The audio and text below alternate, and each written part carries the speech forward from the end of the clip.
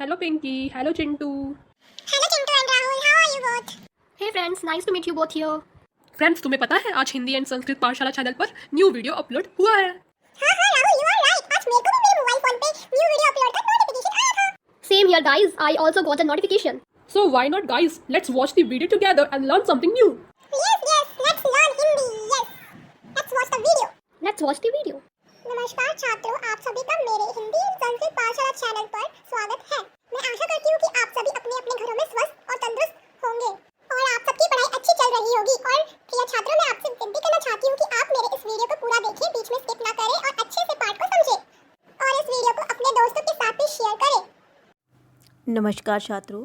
तो छात्रों, जिन्होंने मेरा पहले इस पाठ का सारा मनुष्यता पाठ का सारांश नहीं देखा है, वो पहले उस सारांश को पढ़ ले ताकि आपको जो काव्यांश की व्याख्या है वो अच्छे से समझ में आ जाएगी। तो आज हम करेंगे व्याख्या, मनुष्यता के पाठ की व्याख्या। काव्यांश 1। विचार लो कि मतर्य हो, ना मृत्यु से डरो कभी, मरो परंतु यूँ मरो कि याद जो करे सभी, हुई ना यूँ सो मृत्यु तो वृथा मरे, वृथा जिए मारा नहीं वही कि जो जिया ना आपके लिए। वही पशु प्रवृत्ति है कि आप ही चरे, वही मनुष्य है कि जो मनुष्य के लिए मरे।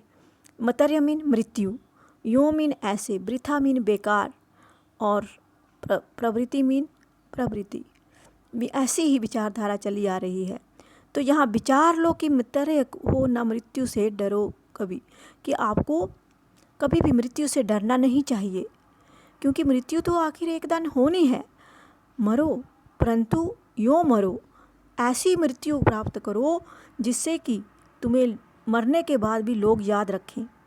हुई ना यूँ सो मृत्यु तो वृथा मरे, अगर उनकी ऐसी मृत्यु नहीं होती तो उनका जीवन जो है बेकार है। मरा नहीं वही कि जो जिया ना आपके लिए। मीन वो एक मरे के समान है जो आपके लिए दूसरों के लिए नहीं जीता। उसमें क्या है? पशु प्रवृत्ति है कि आप ही चरे। मीन जैसे पशु जो हैं अपने लिए ही चरने जाते हैं, दूसरों के लिए नहीं।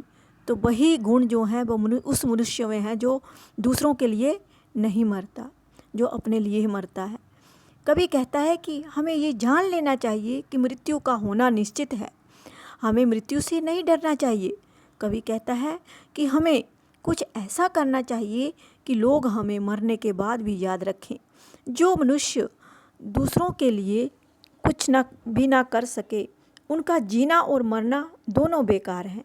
मर कर भी वह मनुष्य कभी नहीं मरता जो अपने लिए नहीं दूसरों के लिए जीता है, क्योंकि अपने लिए तो जानवर भी जीते हैं।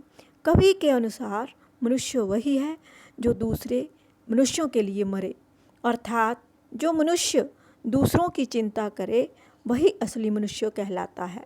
तो छात्रों, यहाँ पर कवि ने मनुष्य को उसी को माना है जो दूसरों के लिए मरता है। सब प्रसंग अगर लिखना होगा तो उसमें ये बात जरूर डाल देनी है कि प्रसंग आए लिखने को तो प्रस्तुत पंक्तियाँ हमारी पाठ्य पुस्तक स्पर्श में से ली गई हैं, या पाठ 4 में से मनुष्यता पाठ में से ली गई हैं।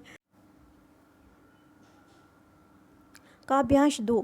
उसी उदार की कथा सरस्वती बखानती, उसी उदार से धरा कृतार्थ भाव मानती, उसी उदार की सदा सजीव कीर्ति कूजती, तथा उसी उदार को समस्त सृष्टि पूजती। अखंड आत्म भाव जो असीम विश्व में मरे भरे, वही मनुष्य है जो कि मनुष्य के लिए मरे। उदार मीन महान, श्रेष्ठ, बखानती गुणगान करना, धरा मीन धरती, कृतज्ञ मीन ऋणी, आभारी, संजीव मीन जीवित, कूजती करना, अखंड जिसके टुकड़े ना किए जा सके, असीम मीन पूरा। उसी उदार की कथा सरस्वती बखानती, सरस्वती माँ जो है उसी मनुष्य अपने पूरे जीवन में दूसरों की चिंता करता है, उस महान व्यक्ति की कथा का गुणगान सरस्वती अर्थात पुस्तकों में किया जाता है। पूरी धरती उस महान व्यक्ति की आभारी रहती है, उस व्यक्ति की बातचीत हमेशा जीवित व्यक्ति की तरह की जाती है और पूरी सृष्टि उसकी पूजा करती है। कवि कहता है कि जो व्यक्ति पूरे संसार को अखंड भाव और भाईचारे की भावना में बांधता है, वह व्यक्ति सही माने में मनुष्य कहलाने योग्य होता है। तो ये था काव्यांश 2। नेक्स्ट करते हैं काव्यांश 3। क्षुधारा रतिदेव ने दिया करस्थ थाल भी तथा दधीचि ने दिया प्रार्थ अस्थिजाल भी। उशीनर क्षितिश ने स्वामास दान भी किया। सहर्ष वीर करण ने शरीर चरम भी दिया। अनित्य देह के लिए अनादि जीवन क्या डरे, वही मनुष्य है जो मनुष्य के लिए मरे। क्षुधार्त मीन भूख से परेशान, करस्थ मीन हाथ की, प्रार्थ मीन पूरा, अस्थिजाल हड्डियों का समूह, उशीनर क्षितिज उशीनर देश के राजा, शिवी सहर्ष खुशी से शरीर चरम शरीर का कवच। तो ये सारे उन महान व्यक्तियों की चर्चा की गई है इस काव्यांश में जो मनुष्य के लिए जिए और मरे। कवि कहता है कि पौराणिक कथाएं ऐसे व्यक्तियों के उदाहरणों से भरी पड़ी हैं जिन्होंने पूरा जीवन दूसरों के लिए त्याग दिया, जिस कारण उन्हें आज तक याद किया जाता है। भूख से परेशान रतिदेव ने अपने हाथ की आखिरी थाली दान कर दी थी और महर्षि दधीचि ने तो पूरे शरीर की हड्डियां वज्र बनाने के लिए दान कर दी थी। उशीनर देश के राजा शिवी ने कबूतर की जान बचाने के लिए अपना पूरा मांस दान कर दिया था। वीर करण ने अपनी खुशी से अपने शरीर का कवच दान कर दिया था। कवि कहना चाहता है कि मनुष्य उस नश्वर शरीर के लिए क्यों डरता है, क्योंकि मनुष्य वही कहलाता है जो दूसरों के लिए अपने आप को त्याग देता है। तो काव्यांश 4। सहानुभूति चाहिए महाविभूति है, वही वशीकृता सदैव है, बनी हुई स्वयं मही, विरुद्ध भाव बुद्ध का दया प्रवाह में बहा, बिनित लोकवर्ग क्या नवा सामने झुका रहा, आहा वही उदार है परोपकार जो करे, वही मनुष्य है जो मनुष्य के लिए मरे। सहानुभूति मीन दया करुणा, महाविभूति सबसे बड़ी संपत्ति, वशीकृत वश में करने वाली मही, ईश्वर विरुद्धाभास खिलाफ होना। कवि कहता है इस भाग में क्या कहता है कवि कि मनुष्य के मन में दया या करुणा का भाव होना चाहिए, यही सबसे बड़ा धन है। स्वयं ईश्वर भी ऐसे लोगों के साथ रहते हैं जिसका सबसे बड़ा उदाहरण महात्मा बुद्ध हैं, जिनसे लोगों का दुख नहीं देखा गया तो वे लोक कल्याण के लिए दुनिया के नियमों के विरुद्ध चले गए। इसके लिए क्या पूरा संसार उनके सामने नहीं झुकता? अर्थात उनके दया भाव व परोपकार के कारण आज भी उनको याद किया जाता है और उनकी पूजा की जाती है। महान उसको कहा जाता है जो परोपकार करता है, और वही मनुष्य कहलाता है जो मनुष्यों के लिए जीता है और मरता है। काव्यांश 5। रहो न भूल के कभी मदांग तुच्छ बित में, सनाथ जान आपको करो न गर्व चित्त में। अनाथ कौन है यहाँ, त्रिलोकीनाथ साथ है, दयालु दीन बंधु के बड़े विशाल हाथ हैं, अति भाग्यहीन है अधीर भाव जो करे, वही मनुष्य है जो मनुष्य के लिए मरे।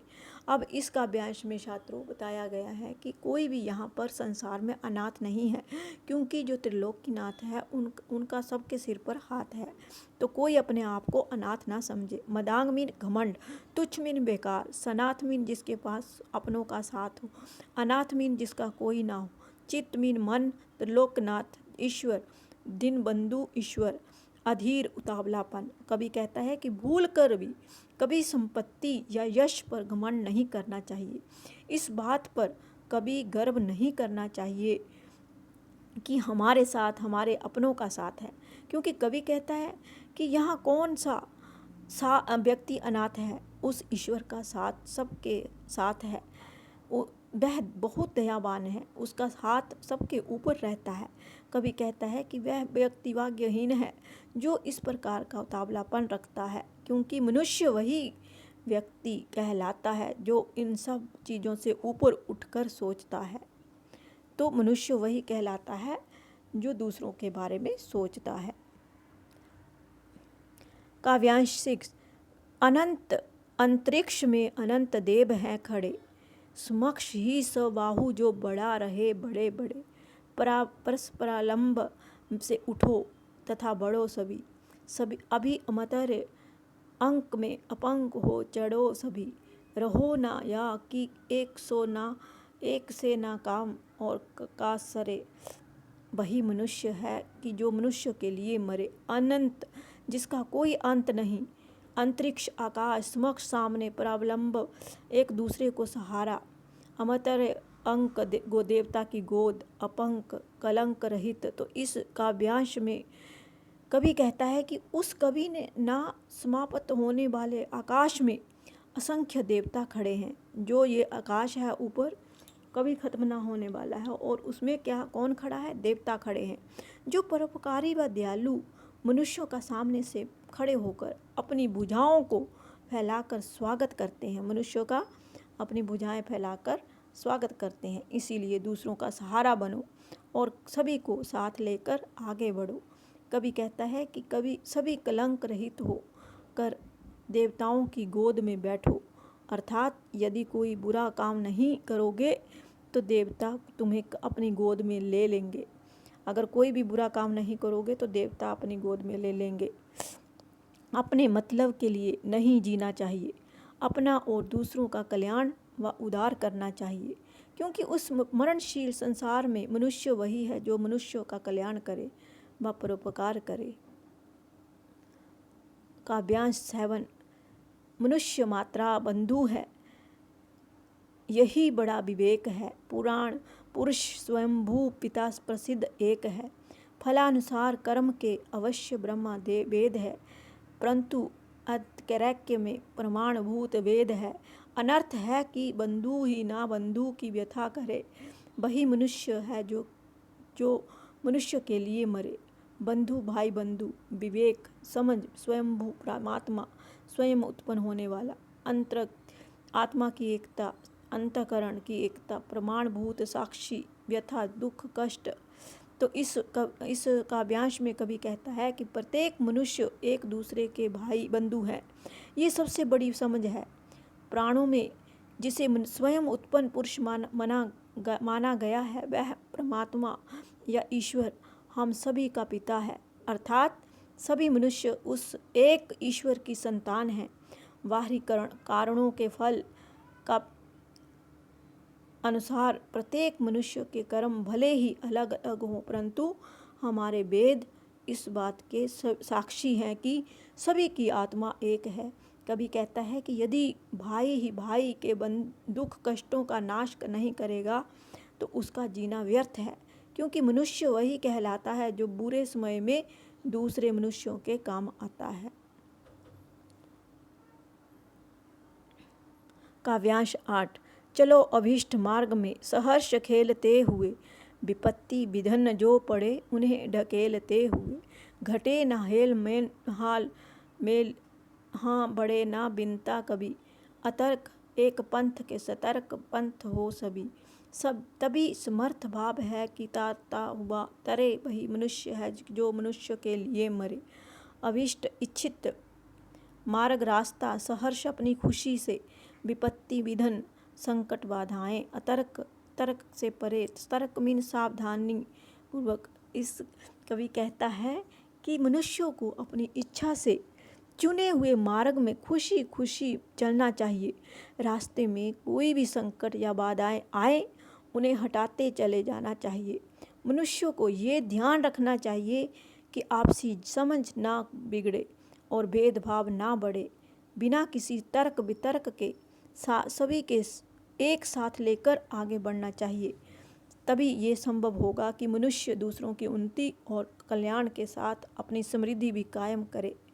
तो ये थे काव्यांश के व्याख्या।